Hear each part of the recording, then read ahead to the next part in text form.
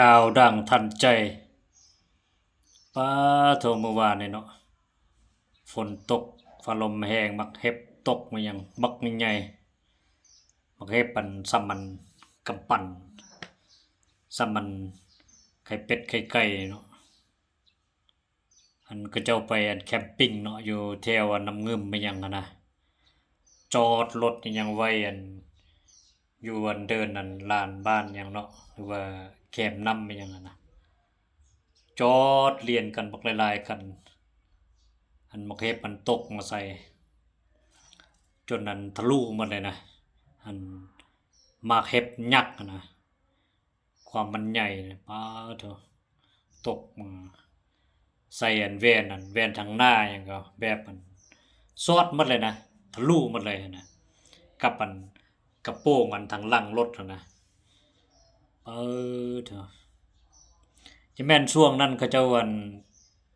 บ่ทันบ่เนาะคือว่าเอาอันไม้แปนแผ่นใหญ่บ่หยังเนาะไปห้องรับมันเนาะหรือว่าไปปกบนแว่นนั่นนะหรือว่าไปปกทางหน้ามีหยังหรือว่าเอาสังกะสีอันแบบหนาๆเนาะไปปกน่ะหรือว่าสิ่งที่ว่าสามารถอันห้องรับอันมักเห็บมันได้อะนะถ้าว่ารู้เท่าทันมีสติอะนะบางเทื่อก็จะป้องกันได้ส่วนหนึ่งอยู่เนาะบางเทื่อนะแต่ว่ามันหลายปีตั้งแต่ข้อยเกิดมานี่บ่เคยเห็นอันมักเห็บใหญ่ๆปานนี้นะเพราะว่าหนึ่งมานี่คนเฮามันก็บ่มีประสบการณ์แด้นะมีแต่ยืนเบิ่งซื่อๆอะนะมันคิดบ่ออกส่วนหลายอะนะคันมันคิดออกในรถมันจะบ่ถือกันผลกระทบแบบนั้นดอกเนาะบางเทื่อนะอันนี้คิดว่ามันจะบ่เป็นหยังอะนะเบิ่งไปเปิดเบิ่งรถอันนี้นั่นนี่ป๊าโถปานเป่าเยี่ยมนะ